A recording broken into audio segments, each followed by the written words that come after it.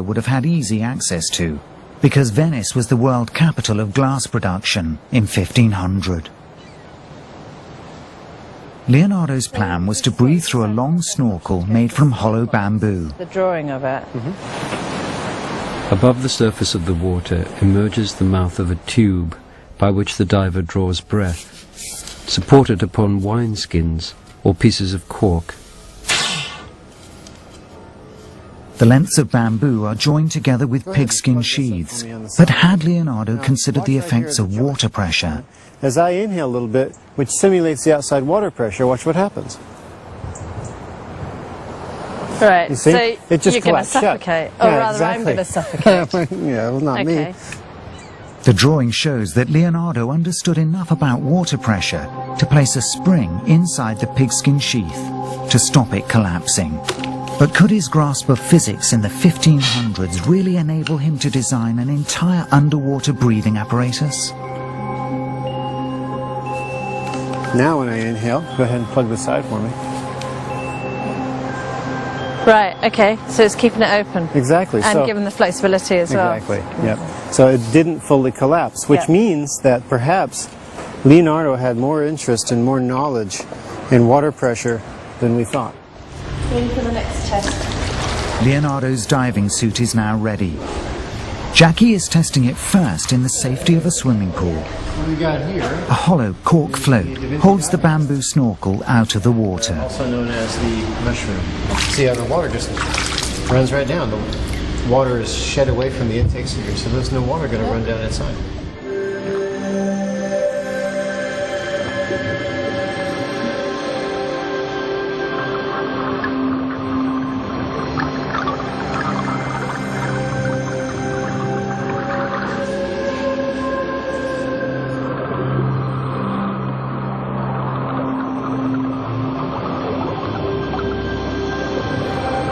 But a snorkel device such as this won't allow Jackie to go very deep before the water pressure makes breathing uncomfortable. It was amazing. It was completely amazing.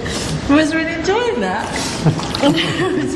it was good, but then when you get to a certain level, suddenly it's really high, like really struggling, and the pain in your chest is here. It's like, you know, it starts to get really hard.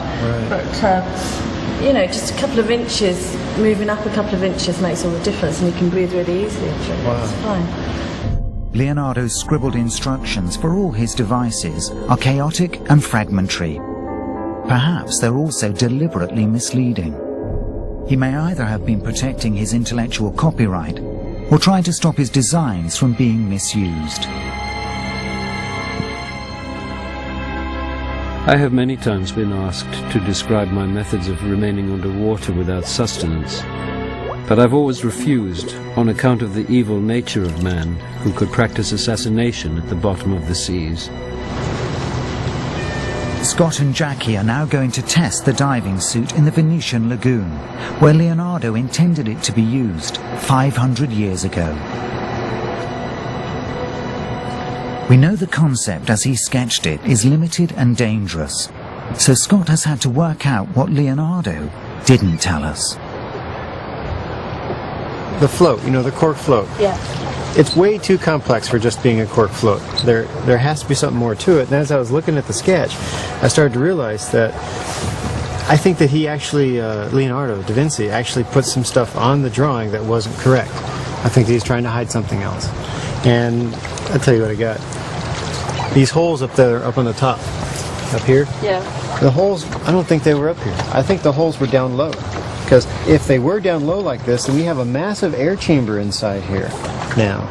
And the diver still use it as a snorkel. But he can also grab a hold of it and he can pull it down. Eventually, you know, gas always goes to least amount of pressure, right? So it turns into a compressed air diving system. Right. Jackie now feels more confident and gets ready to take the plunge. Whoa. That's it. It's very snug around the hips. You lifted me right up the boat. That's so funny. If Scott is right, this could make it possible for her to walk across the seabed. Lovely.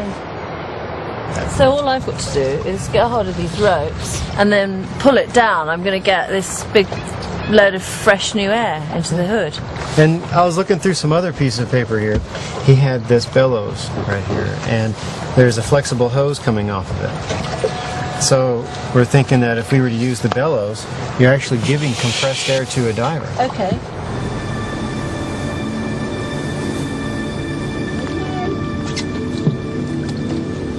So Jackie takes the plunge into the depths of the Venetian lagoon.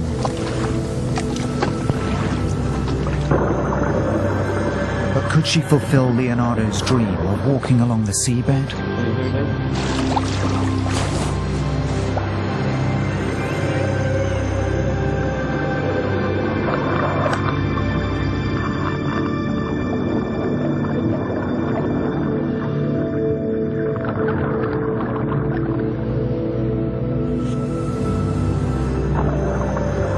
The diving suit is a triumph, and Jackie is able to walk along the seabed, just as Leonardo described.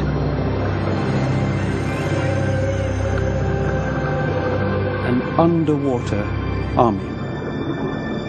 Men as agile as fish, with armor adapted to underwater travel and with a constant supply of fresh air such as this. As a weapon of war, it wouldn't have been wildly practical. But as an early diving suit, it is very impressive, particularly when you realize that no one else would get close to doing this until 300 years after Leonardo's death. Unfortunately for Leonardo, the suit was never built, and his revolutionary plans were never tested.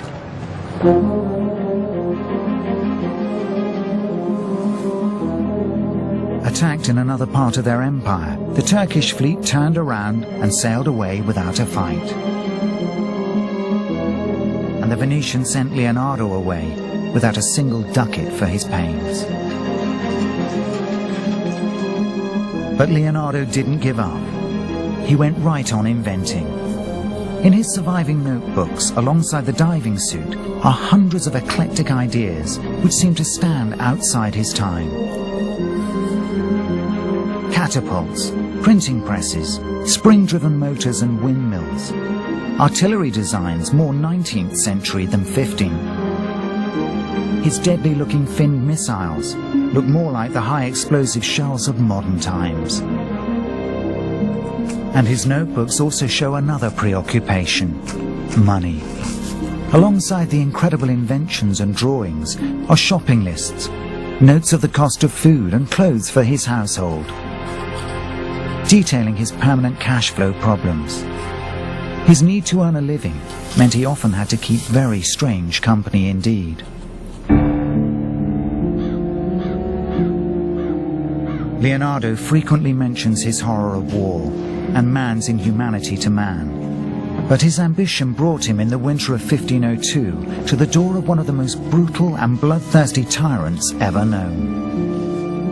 At this time, the rulers of the various Italian states were engaged in a violent battle for power.